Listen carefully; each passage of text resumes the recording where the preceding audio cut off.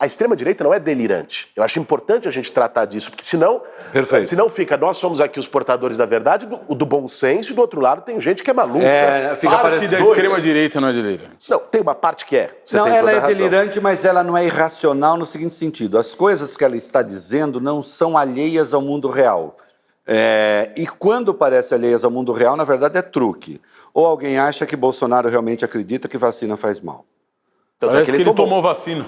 Ou alguém realmente acha que o Bolsonaro flerta com a ideia de que a Terra é plana. O tal do astronauta deve ter dito para ele que não é. Dizer, ou não. Ou nem isso, né? Ou não diz. Mas assim, eles não acreditam nas coisas que eles dizem, mas eles sabem que dizendo outros acreditam, me parece que é isso. É isso. Tem um elemento que é um elemento muito de algoritmo de rede social, de que o absurdo atrai muito mais do que dizer uma coisa comezinha. Você dizer a Terra é redonda, bom, isso é uma obviedade. Você criar um movimento dizendo que a Terra é plana, isso chama muito mais atenção, atrai muito mais gente, gera um engajamento do que qualquer outra coisa. Que os argumentos podem ser muletas. Tá lá a muleta de que eu preciso. Foi lançada. Claro. Mas eu acho que... Sabe o que pega, Valfridão? É aí que eu quero chegar. Existe uma base real. Eles não trabalham em cima do nada. Quando eles chegam e falam por que eles mobilizam milhões de pessoas contra os imigrantes e quase reelegeram Trump? Porque, de fato, as indústrias fecharam no meio oeste. Não que os culpados sejam os imigrantes. Quase reelegeram o Bolsonaro. Quase reelegeram o Bolsonaro no Brasil. E esses caras estão vivos. Claro, e seguirão. A principal oposição ao governo Lula será o bolsonarismo. Nisso eu discordo, Reinaldo, de um setor da direita liberal brasileira que diz... que acredita que, olha, o pêndulo vai voltar ao que era pré-2018. Isso é um delírio, isso é uma estupidez, eu já combati essa ideia. Essa ideia, na verdade, é herdeira, lá vou eu, né? Será que criticaram minha entrevista com o Lula? Falaram, ele gosta de opinar também. Não, eu opino também, eu faço jornalismo opinativo faz tempo. Desde quando ele não gostava das minhas opiniões. Algumas ele não gosta ainda hoje. Mas desde a tese do nem, cara, você sabe quem lançou essa expressão na eleição? Fui eu, porque a tese nem é minha, do Roland Barthes, sobre texto. As pessoas que escrevem texto nem, que é aquele texto que você lê, parece editorial de alguns que a gente lê, você não sabe se está lá, se está cá, se está cá, tá. Aí disse assim, vamos parar com esse negócio de candidato nem. Ah, nem Lula, nem Bolsonaro. Bom, mas aí você tem que definir uma identidade, qual?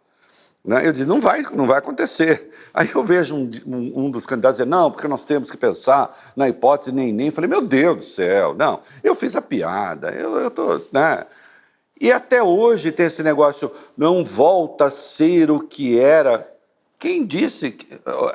Olha, pode voltar sim, o bolsonarismo não desapareceu, ao contrário, está muito vivo. Nós vimos no 8 de janeiro, é lógico, pós 8 de janeiro, por tomar uma atitude antipopular que não deu certo, foi uma tentativa de golpe de Estado fracassado. Ok, mas eles ficaram um pouco mais na defensiva, mas seguem fortes e não usaram ainda o principal trunfo, é importante que a gente diga, a capacidade de mobilização do próprio Bolsonaro. O que vai depender da oposição bolsonarista no Brasil, o futuro dela, dependerá se o Bolsonaro se guiará pelo desejo de ser o líder da oposição ou pelo medo de ser preso.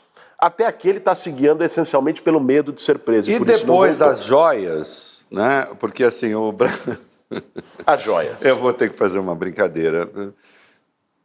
A gente não tem ladrão. Tem o ladrão de casaca, né? Que é aquele ladrão. Aquela foto do famoso cavalo. Ladrão de casaca, ladrão chique e tal. E tem.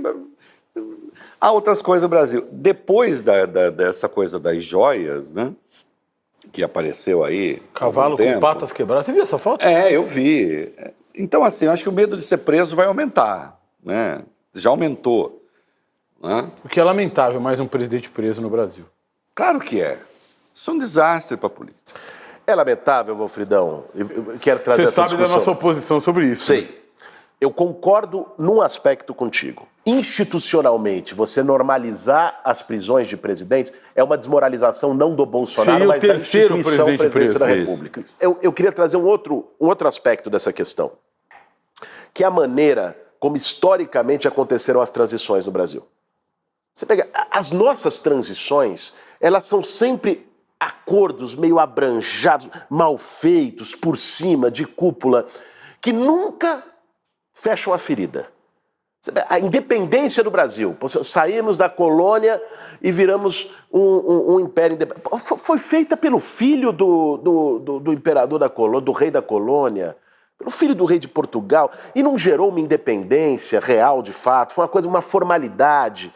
Aí, dali a 60 anos, o fim da escravidão não incluiu as pessoas negras, de fato, no processo econômico, social e político, e o resultado disso foi um racismo estrutural.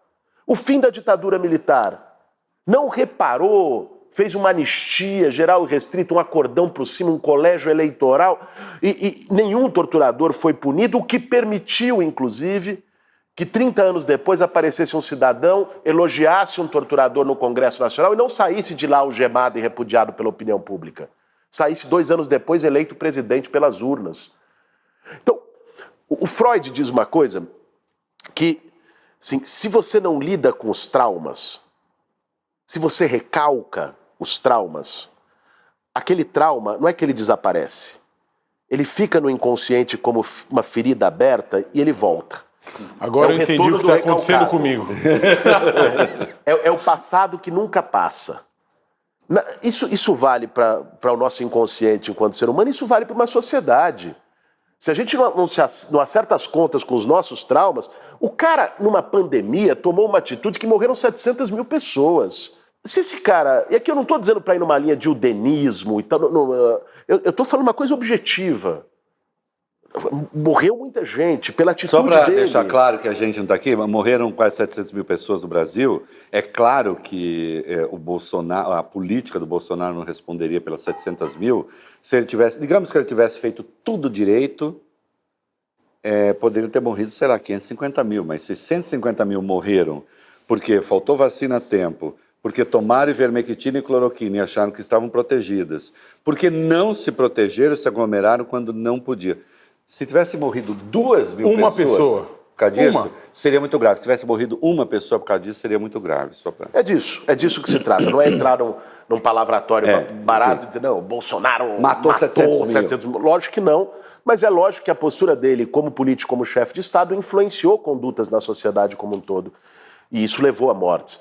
Então, assim, se isso, Valfrido, não é passado a limpo, se o cara não responde por isso, o que fica? Qual que é dá uma espécie de salvo-conduto para o futuro? Pode. Então isso pode ultrapassar essa linha. Dali a pouco vem um outro, daqui a 2, 3, 4 eleições, e faz pior. Então, eu acho que o teu argumento é forte. O teu argumento é forte. De que, porra, nós vamos desmoralizar a instituição, daqui a pouco ser presidente é uma profissão de alta periculosidade, que você vai sair preso inevitavelmente. Eu acho que esse é um tema. Assim como a desmoralização do impeachment. Né? Nós só vamos ter presidente maluco. É isso. Só cara que não Quem tem que nada vai se a perder. dispor Nada a ir perder. para esse lugar? É isso. Né? Agora, o Brasil tem uma perspectiva, deixa eu só fazer um contraponto aqui. O Brasil tem uma perspectiva reformista ao longo de sua história, que a gente poderia contrastar, por exemplo, com a história americana, que teve uma guerra de secessão, sangrenta. Só que lá, o racismo legal lá durou muito mais tempo do que aqui. Né?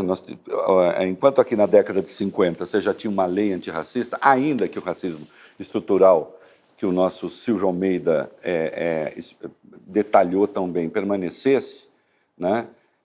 A gente já tinha uma lei antirracista quando eles tinham corredor para preto, corredor para branco, ônibus para preto, ônibus para branco. Uma política de segregação. Bebedouro para branco, teve que ter os movimentos civis. E isso não impediu que se invadisse agora recentemente o Capitólio, né? Que depois deu nas invasões aqui. Quer dizer, eu diria assim, não é com o reformismo que está o problema. O problema está no fato de que as velhas estruturas remanescem sem reforma. Uma parte delas se reforma, a outra parte não se reforma. Para não parecer também que o que nos faltou... faltaram-nos guerras sangrentas. Com guerras sangrentas teríamos ido melhor. Não necessariamente. Né? Eles não foram. Eles não foram. Não, e até porque nós tivemos guerras sangrentas. Tivemos também. Silenciadas. Não tivemos uma guerra de secessão que foi... Não tivemos uma guerra de secessão, mas tivemos Quilombo dos Palmares, nós tivemos a cabanagem, nós tivemos a balaiada, nós tivemos uma série de revoltas que explodiram no Brasil contra a escravidão no século XIX, depois revoltas republicanas. Nós tivemos... a história brasileira é uma ficção você taxar a história brasileira como uma história de calmaria pacífica de um povo cordial. Não, eu falei aqui de reforma, de projetos de reforma política. Claro, não, eu entendi. Te dou outros exemplos. O Brasil continua a matar as pessoas soterradas. Você tem uma guerra econômica em curso. Não, sem dúvida, Reinaldo. Então, veja o que aconteceu no litoral norte de São Paulo. Agora, não faz tempo. É exatamente isso. Assim, eu não acho que a solução era ter mais sangue. Eu acho que a solução era ter transições políticas que houvessem reparação, justiça e uma participação da sociedade maior e não feita apenas por uma... Você sabe que os críticos dessa hora falam assim, Reinaldo agora está tentando amenizar o pensamento de Boulos. Quando ele disse que queria sangue, Reinaldo disse, mas não é isso, né?